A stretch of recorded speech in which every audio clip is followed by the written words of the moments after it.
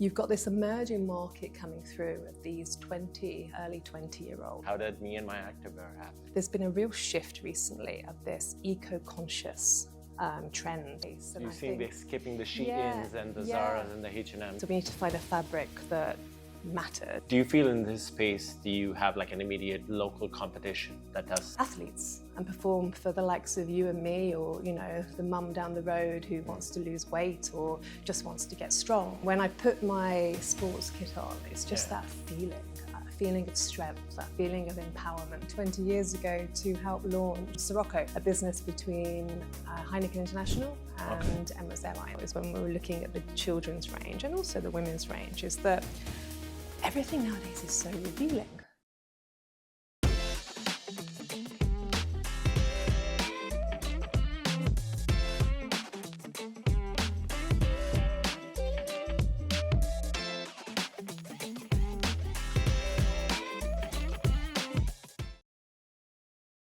Hi, so I'm Alex Knight. I've recently co-founded Me and My Activewear, which is based in Abu Dhabi, but we're a UAE brand.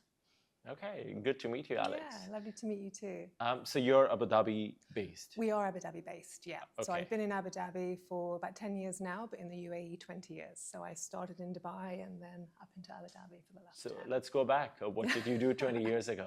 What do you do in Dubai? Well, I came out here 20 years ago to help launch Sirocco, which was a business between Heineken International and Emirates Airlines, and they launched Sirocco, which took over the beer portfolio from and established and focused on the beer portfolio of MMI. So I came out to launch their sales team and head up their sales division.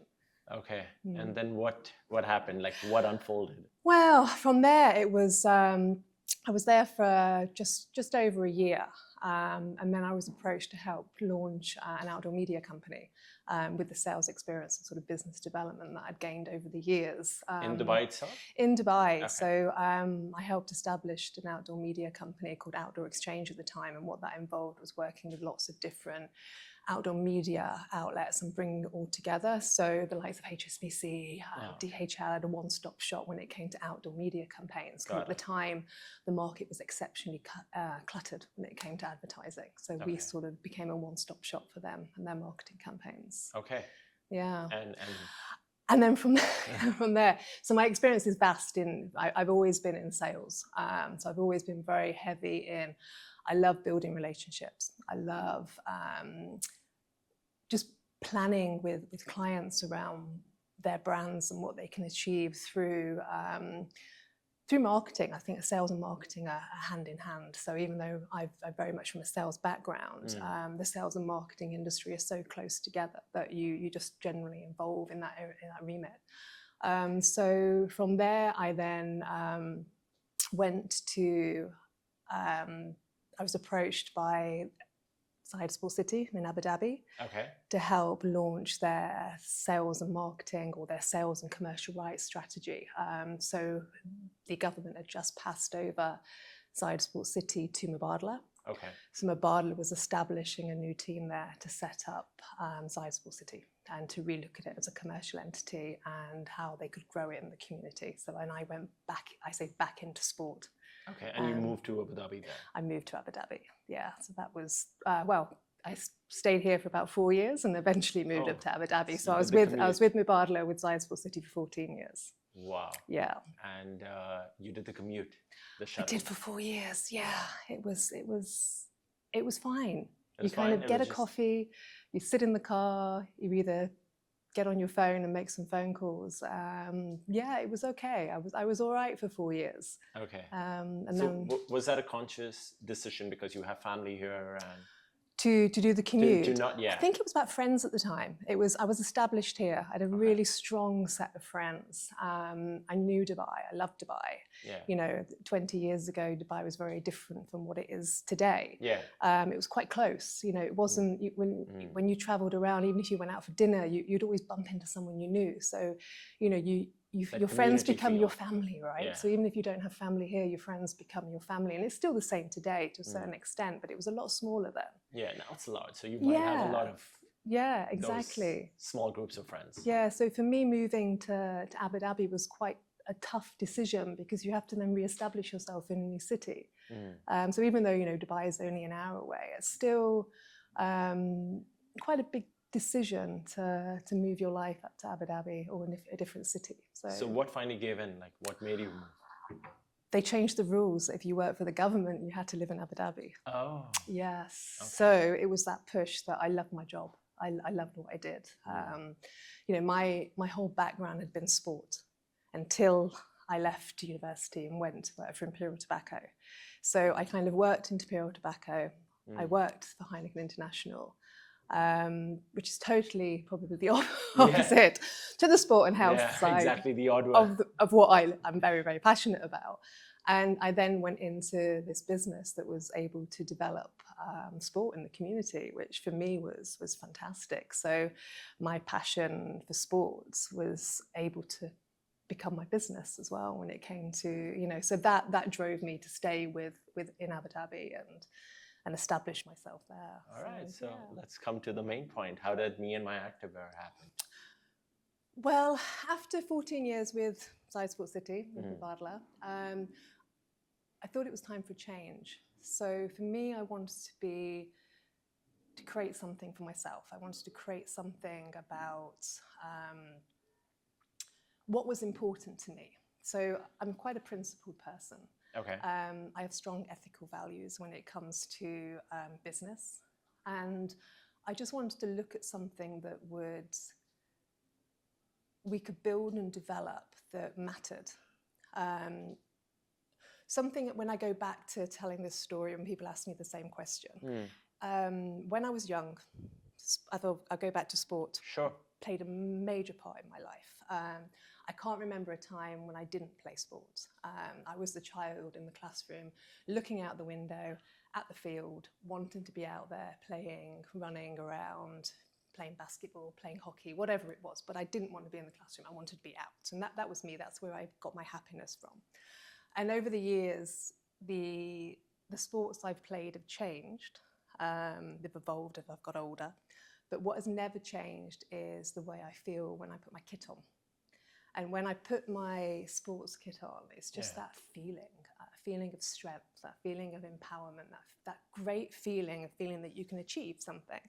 And I wanted to, and over the years, fabrics have changed, what you put on has changed. And I just wanted to create something that inspired women to be active and want to put their kit on and want to get out there and want to exercise. And that's where Me and My came from. It was creating something that came from really high quality fabric. Sustainability has always been really important to me. Okay. You know, I've been recycling for years as much as I can, you know, following the protocols. You know, at Side Sports City, I work closely with No More Bottles to take out all the bottled water, the plastic bottles inside Sports City, and have filtration systems all over the site. So I've always looked, you know, to find solutions with the business I work with to create sustainable options and give people choices. So when we created Me and My Activewear, it was very much around sustainability, ethically produced.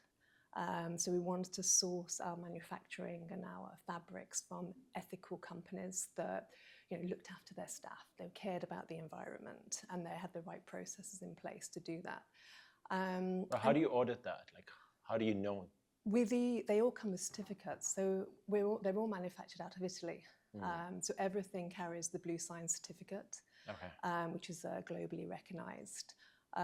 Everything has, you know, there's other certificates they carry. So we check that out and we go through that process with them to ensure that, you know, who we're using do carry the global standards. Okay, all right. Sorry, you were saying, besides the sustainability, what other certifications that come along with that? There's the certification to ensure that the fabric has no harmful substances in it. So it's kind to the skin.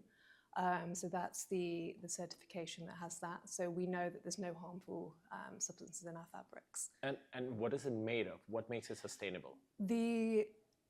About 87% of our fabrics are made from recycled ocean waste. Okay. Wow. So yeah, it's amazing. Is that common? It's common. No, I don't think it is common. I think Okay.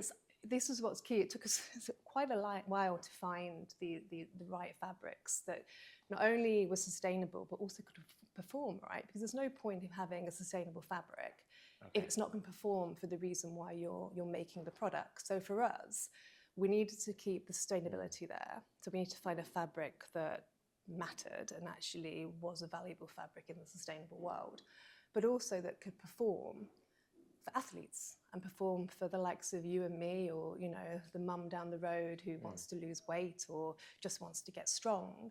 And we needed something that actually was high quality and worked. So it took a process, it took time, but we were, after many months of going back and forth, we found a company in Italy that we work with and we will continue working with. We class them as a very strong partner now, that when we send the sketches, because everything is custom made. Yeah. So we will sketch, or I will sketch, and we'll create the designs that we want. They then get sent to the team in Italy, who then create the tech packs. So they will create the specific tech packs to each design. So everything's custom made, Okay. and custom designed. They then research the fabrics. So then they go out into the market and they will come up with the fabrics that fit into our values of the company, which is sustainability and the high quality muscle compression. They will send us the samples, and that's when we feel and we touch and we stretch and we get a feeling of what that is. The prototypes are then made out of the fabric selections, and then we try them, and then they go through rigorous testing to make sure they do what we want them to do.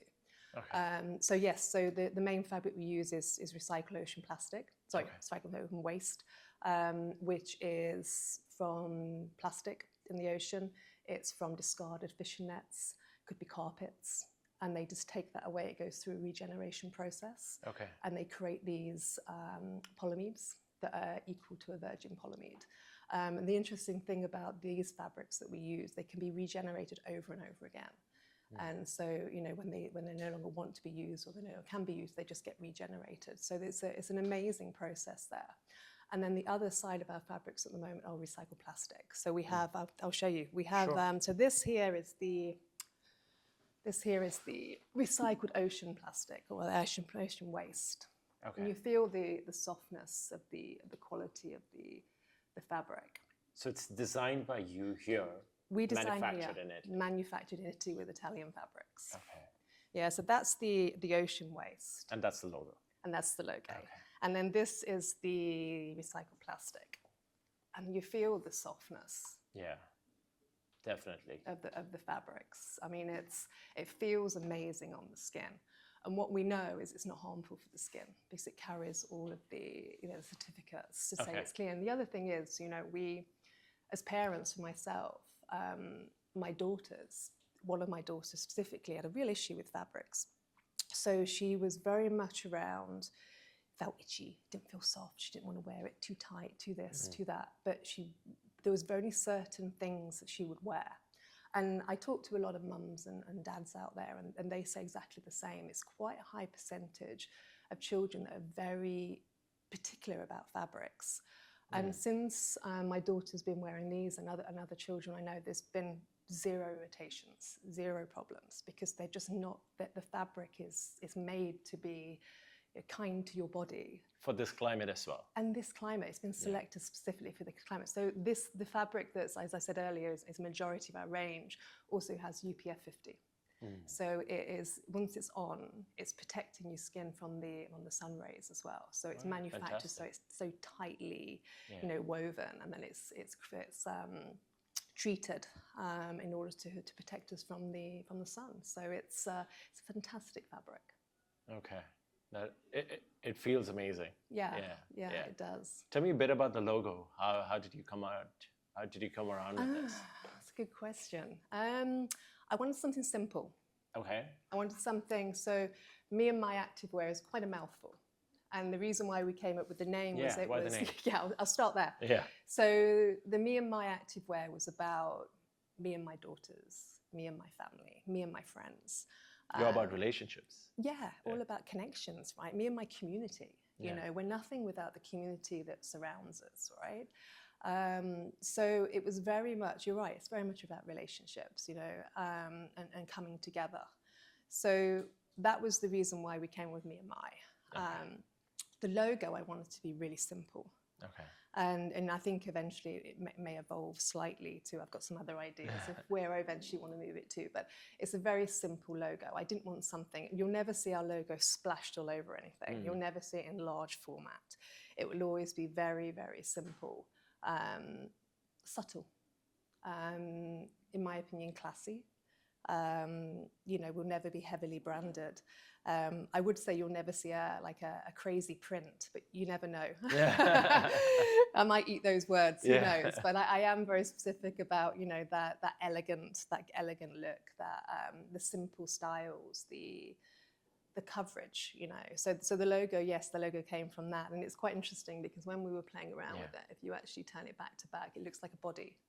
So if you actually put the turn out, it actually looks like a body with the two arms. Yes. Yeah, and we can. It could be an M for a male. It could switch it around and it becomes a woman, right? A W for a woman. So you can actually play around with it quite nicely. Yeah. Yeah. So it was an interesting process, but we just wanted it to be very, very simple. Right. Yeah. It also like symbolizes the number one. It does. Yes. So maybe one day we'll become number one. Sure, inshallah. Yeah. What is your demographic? You mentioned your daughter, their age. Where is it? So we have a mini me range as well. Okay. So we have crossed 4 styles over. So we do have a mummy me range. So there's 4 styles that cross. One thing I was quite particular about is when we were looking at the children's range and also the women's range is that everything nowadays is so revealing for children. You know, if you go and, you know, you've got your children that are doing gymnastics or dance and suddenly all you can buy from is crop tops and leggings. I don't want my daughters in crop tops, you know, showing their tummy and, you know, they're 6, 7, 8, 9, you know. And so for us, we wanted to again create something that felt nice, looked great, and give them that little bit of coverage so that they still feel really great when they're out doing gymnastics or dance or playing on the park. Yeah. But they're covered up. You know, so it's that balance as well when we were looking at the creatives. And I forgot what you asked me. I divulged. I disappeared on a track. I do this. Like I kind of. That's great. I was asking your ideal demographics. Like yes. You So mentioned our demographics. We've got a prime demographic of sort of late 30s, 40s upwards. So the more mature a lady that's looking for quality, sustainability, they'll choose quality over quantity, for example. However, you've got this emerging market coming through of these early 20-year-olds that there's been a real shift recently of this eco-conscious trend. And I hope it's not a trend. But what we're seeing is there's so much education now in schools about sustainability and environment and the world and what we can do, is we're seeing this real shift coming through of this younger age category. The Gen Zs. Yeah, wanting something that isn't fast fashion. You know, they're saying no to fast fashion and they'd rather buy less, pay more and get quality that's going to last with them than actually spend more money on more quality. So more quantity, sorry. So it's a really interesting because we've actually, initially we were very set on this is what we want, but I've seen a real shift at the moment to that not being the case. And I think they're skipping the Sheins and the Zaras and the H&Ms for better quality. I think they are now. Or, you know, we're seeing a shift with the Zaras and the H&Ms where they are. You know, you're seeing the organic cottons coming through and more sustainable choices coming through as well. So they're obviously noticing the shift too, right? And we're all needing to evolve to the market. And I think it's fantastic. And I'd like to believe our lines are, or I know our lines are, can be crossed over between the 20-year-olds and the 30-year-olds because they are adaptable, you know, depending on what you want to wear, how you want to wear it, how you want to style it. Yeah. You know, one of my friends came out the other day and she had, you know, leggings on and one of our crop tops on, and but styled it with a denim shirt. You know, she looked fantastic, but she was out for the day going to have coffee. Okay. And we're also seeing this new trend as well where activewear is not just about, you know, being active in the gym. It's also about a lifestyle choice. It's about people putting on their activewear to go for lunch, to go to coffee, to run errands, to, you know, work from home. But they're wearing it not just for the gym. So, you know, it's about creating this hybrid activewear line that can work for you, you know, in different scenarios that you feel comfortable in all day long, really. Is that the same space you think like the athleisure space of Lululemon? I think yes. I mean, Lululemon's a monster of a brand, right? I mean, they opened a huge opportunity gap. Yeah. And and I think you see everybody in it. You know, you see the 20-year-olds in it, you see the 50 years old in it. People, you know, people are confident in the brand. There's a confidence there. And that's what we want to create. You know, confidence is when you buy Me and My Activewear, you know what you're getting. You know you're getting that quality, you know you're getting that fabric, you know you're getting the sustainability and the ethically produced. But how do you differentiate yourself? Like, what kind of price points do you have?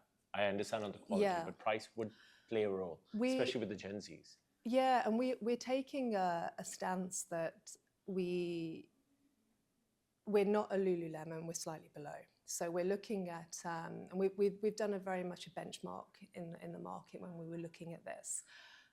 So our leggings are $395. You know, you've got the muscle containment, you've got the UPF protection. You know, it's also suntan oil resistant and cream resistant. So it's got all the qualities. And we're making them to last. So ideally, in 10 years' time, they can still be in your drawer, and you can still put them on, and they'll still feel the same as the day you bought them. I don't, you know, you see nowadays you've got prices. You know, look in the UK, you look in America, and you're looking at, you know, 450, 500 dirhams for a pair of sports leggings, a good pair of sports leggings nowadays. So we're not cheap. I wouldn't say we're expensive. I'd like to see that we are affordable in terms of people that want to wear something nice. Okay. Yeah. Because you get this manufactured in Italy, what is the turnaround time? Like, how long does that take?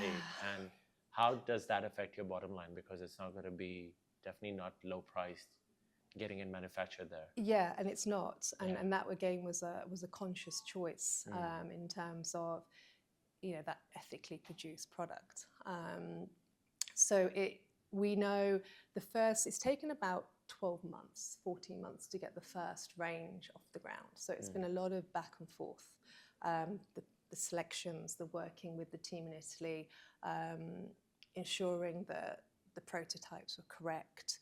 That was a long process. I think, you know, the next process, I believe, will be a lot quicker because we've already got the range 2 ready to go.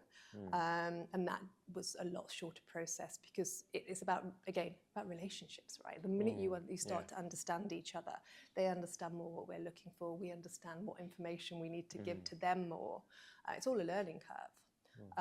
And so the process will be a lot quicker now in terms of we know the fabrics. It's been, you know, it's like going down a rabbit hole, right? The fabric world, and suddenly you understand so much more about what you're looking for as a business as well. And initially, it's like you're seeking advice all the time and guidance, and now we're very much clearer on what we want from the fabric. So the process is a lot quicker, but in terms of once we decide, so range 2 is ready to go, we then have to order the fabric. So the fabric's already selected, but then it has to be ordered and then it has to be dyed. So you're probably looking at 8 to 10 weeks leeway of just getting the fabric to the production house. Wow. Okay. Yeah. And then you start the process of the production, which depending on how many styles we're doing and how, you know, we normally in quantity we're doing depends on the process.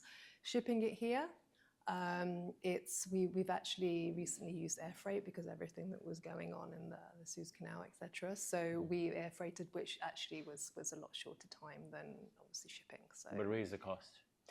Does raise the cost, yeah.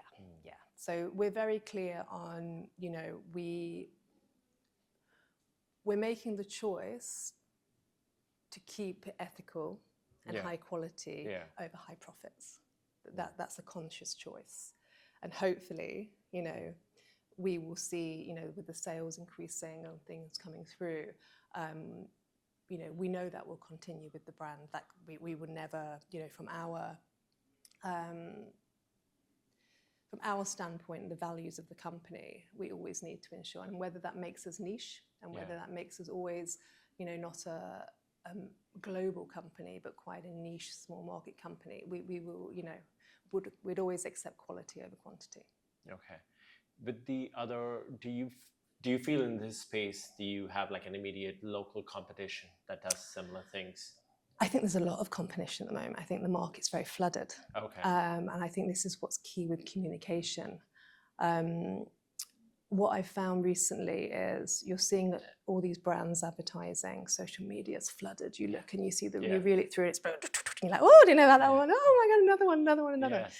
And it's really interesting because you constantly, and the minute you say activewear out loud, your phone hears you and off it goes, right? Yeah. So yes, there is competition. There's a lot of competition in the market. And that's why I think conversations are so important, because conversations and being out there in the market and talking to customers, because our brand is unique in terms of when you put all the USPs together, we are a unique brand. Yes, there's a brand out there that uses UPF 50 fabrics. Yes, there's a brand out there that uses recycled fibers. But at the moment, there's no brand that I know of, and I might be totally wrong because they might pop up on my Instagram or whatever it is when I walk out of here. But there's no brand at the moment that is, made out of Italy, designed in the UAE, UPF 50, muscle compression, and all of the, that's got the carrier certificates that shows it's not harmful to the body and the environment and everything else. So at the moment, I think we're playing in quite a unique area here in the UAE and the Middle East, but it's about education. It's about people knowing that. Awareness. And, we went down when we were looking at our launch campaign. So when we launched in January, it was obviously heavily digital. Okay. But from my perspective, when the conversation was happening, it was also, we've moved very much into market.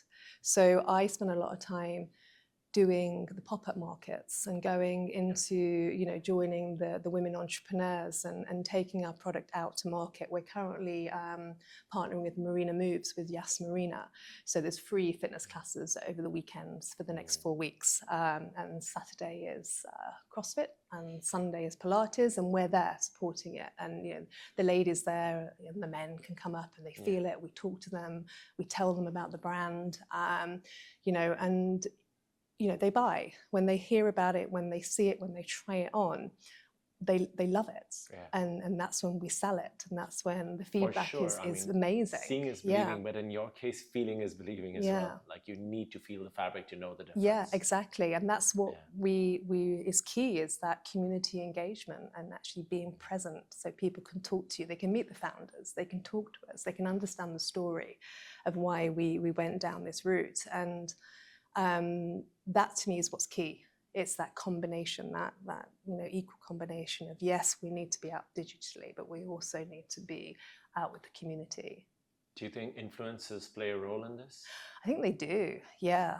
And it's we've had an influencer list, right? Had a list of influencers, and we've gone through it, and it's very, when you're going through them, it's about choosing the people that you feel can represent your brand as well, right? Who you want to see in it and can represent it correctly.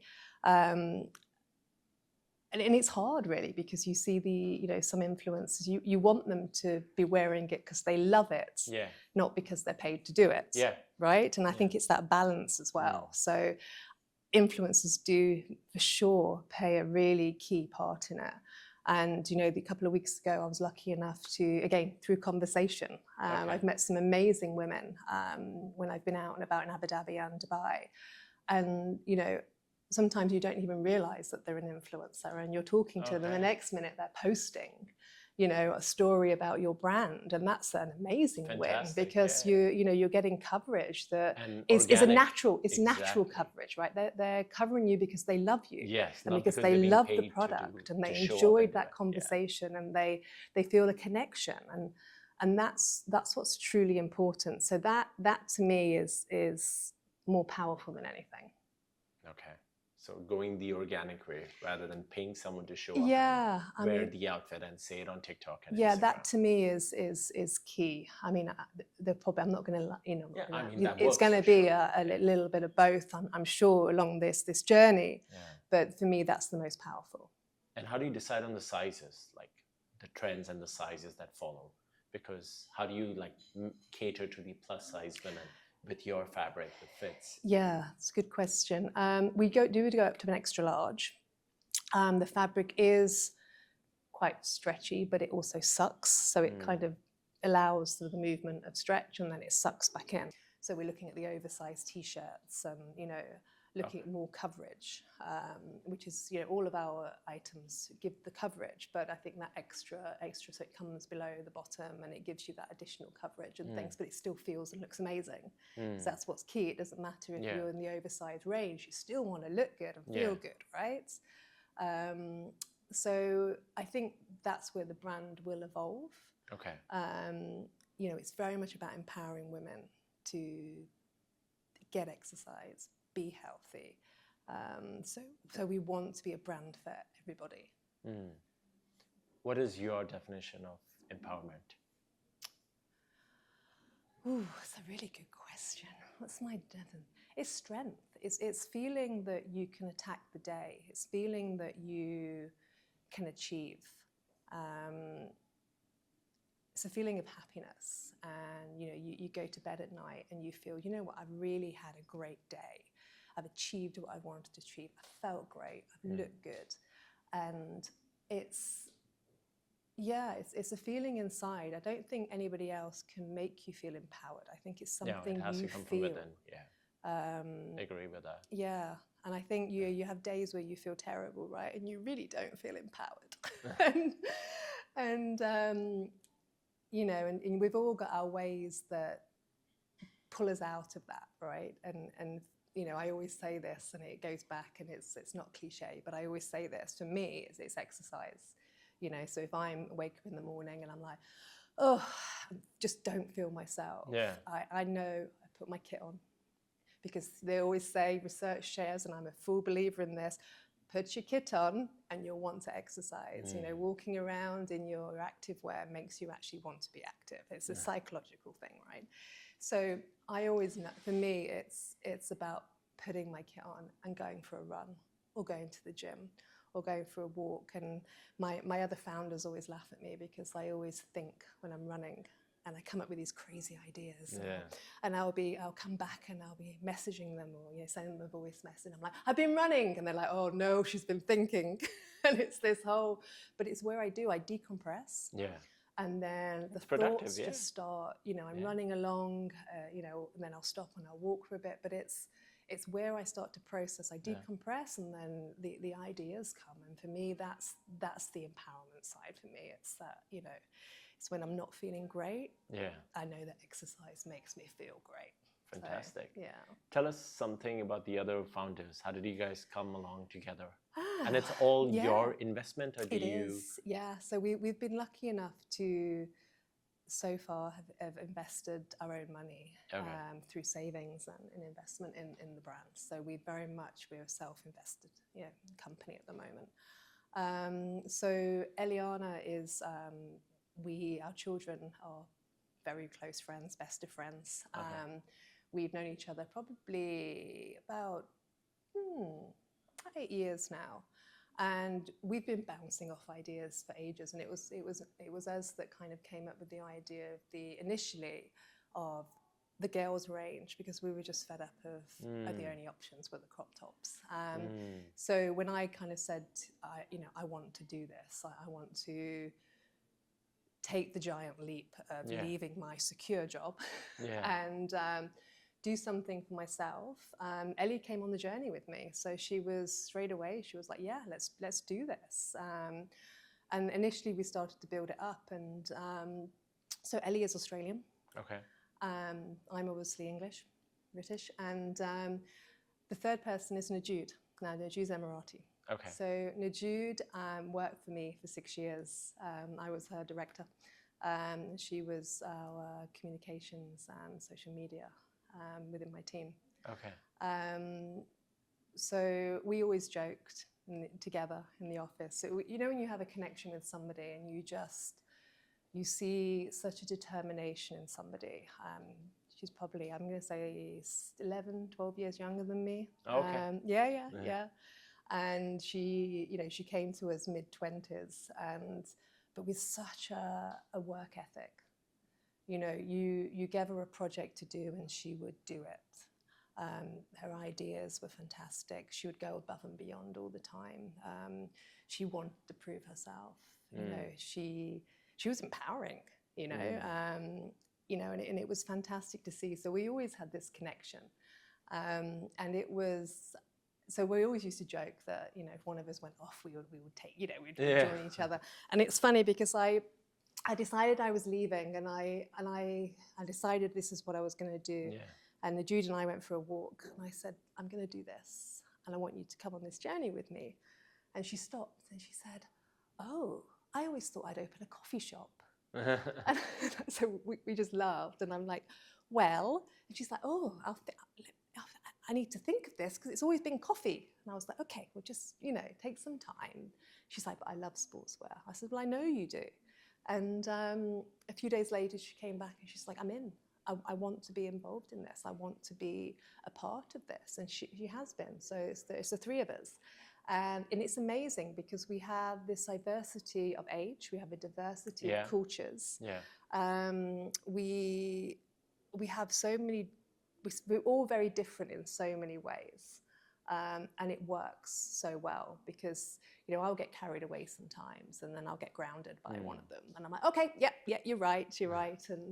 And it works. So I'm really happy that with the team we've got, because we believe in the same things. And I think that's always key sometimes. It could, you know, sometimes you bring partners on board and it could be a disaster because but we truly believe in the same vision of what we want to achieve. The support between us is constantly there. And it's a fantastic journey we're on. Especially like you're breaking the myth. They say that don't do business with friends because it could have, you know, ruined the relation in case things go south financially. Yeah, I know. It's always risky, right? Yeah. Getting into business with a friend. Yeah. But no, I mean, we all bring and contribute our own expertise into the business. And it's been a really steep learning curve for all of us because none of us have come from design backgrounds and production backgrounds. We're all from the corporate world, really. So it's been a real education process. Wow. And you, three of you collaborate and design this? Yes, so we did, yes. Everything has been done together. I mean, how do you split your roles, though? It's mostly me at the moment. So I'm the one that is the full-time person. So you're the face of the brand. I am the face. The Jude also. But I am the full-time employee, I suppose, of the company. Okay.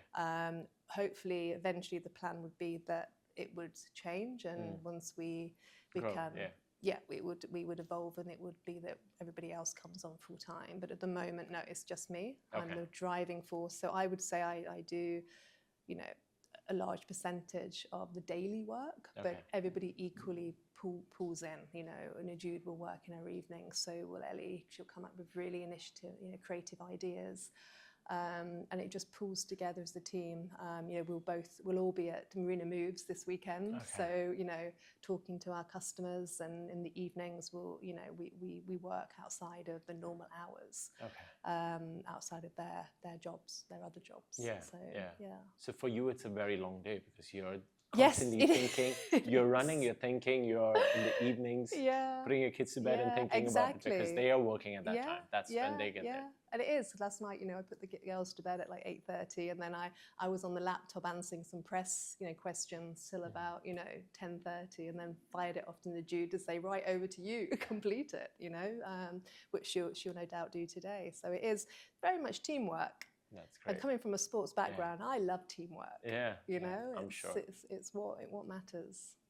Being the diverse age group that you guys are and diverse nationalities, how has that helped? Like, especially having the Jude on board, does that help with the Emirati audience? Or do you plan certain kind of collections based and the fits based on what they would wear in the athleisure? Yeah, again, it's been an interesting journey with that one because, you know, especially with a lot of the females Emiratis, is when they're in the gym, yes, they'll be covered up and quite conservative outside, but a lot of the time when is they go to the gym and it's female only, so they wear the same as what we would wear just going to the gym. So it's been an interesting journey, and I do think that we are looking at different ranges that will, as I say, a more modesty range as well. And I think that is important. But it's certainly been interesting when we discuss the designs and we discuss what we want to work, and it has evolved because Najood plays a very heavy part in that. Okay. And that direction, and there is things we do need to change on certain styles at the moment to fit certain body types, for example. Again, that's learning, that's figuring that out and thinking, okay, we need to adjust this slightly so that it does fit a different style of body type.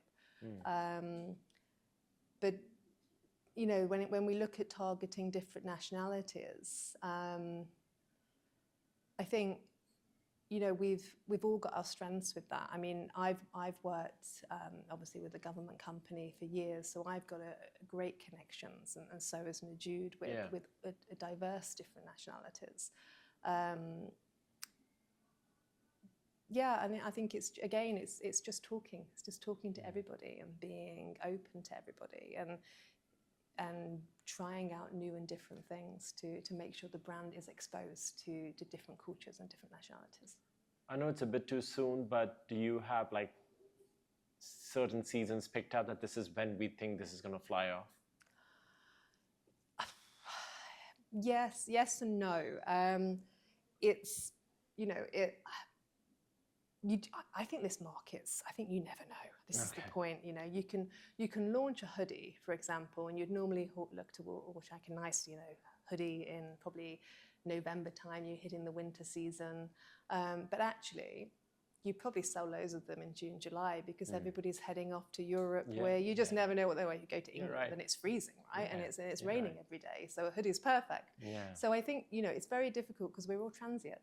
It's the biggest amount of the population is we do go home to wherever that is, and often if you're Australian, you go back in the summer and it's freezing. Exactly.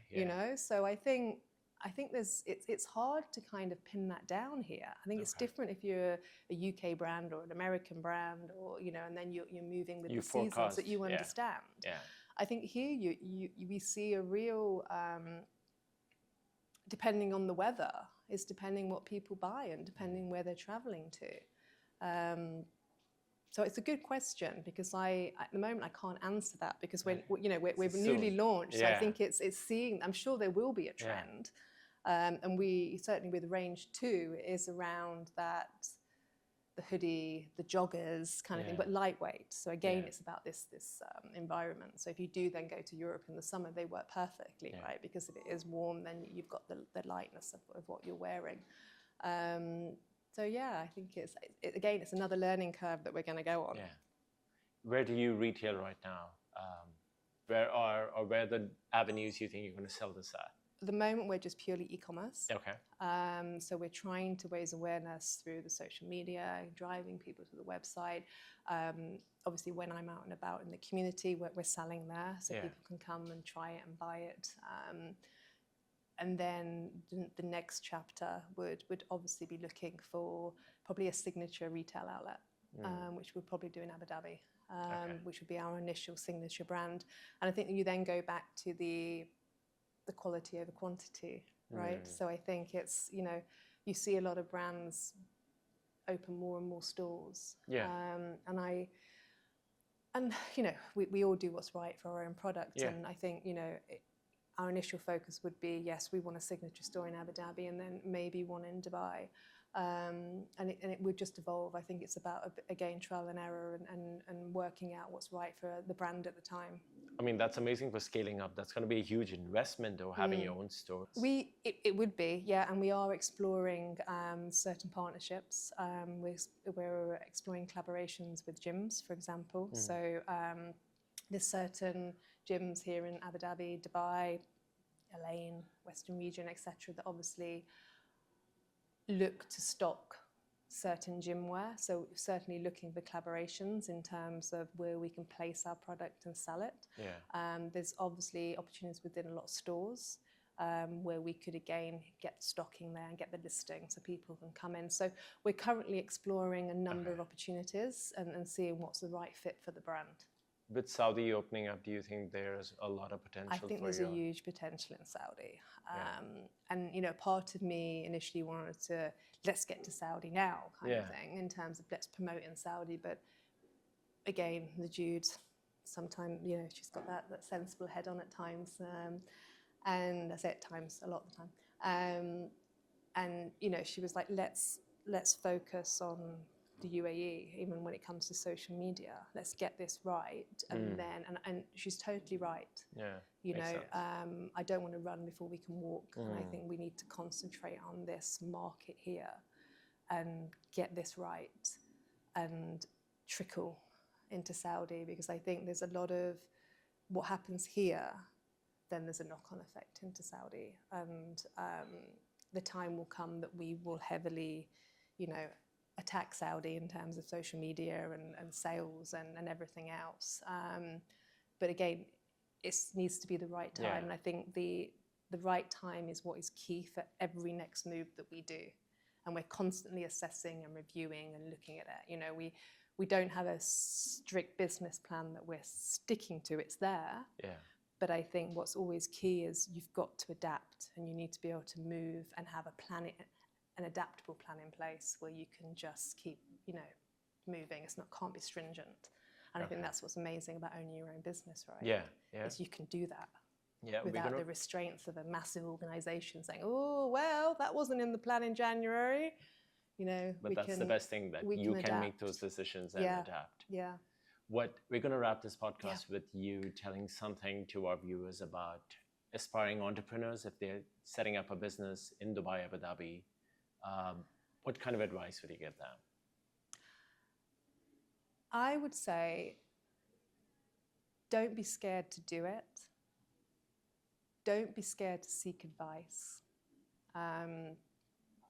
Make sure you have a very clear business plan in place of how you're going to do it, and understand the timelines in taking the concept to execution, and ask the questions to get there, and make sure you're clear in your head on what it's going to need and the investment it will take you to go through that process. You need to make sure that's in place before you take that leap to actually go, yes, I'm doing it. And then it's all about partnerships. It's all about conversation. It's all about putting yourself out there and actually just talking to people and not being scared to shout about what you've achieved. And I think a lot of us are kind of, because it's our personal brand, because suddenly it's a part of our soul kind of thing, we're a little bit more scared about, or I don't know if the word's scared, but we're a little bit more timid about actually shouting about the achievements of what we've done, because it's our natural instinct to not want criticism or not want people to say negative things. And because it matters even more when it's something you've developed. And I think you need a little bit of a hard skin as well to be able to, you know, to bounce that off and just go, do you know what? That's fine, you know, and then carry on. So I think, you know, for me, as an entrepreneur starting, I think you need to be a strong individual to attack the market. Partnerships, conversations, relations, you're doing it all right. Yeah.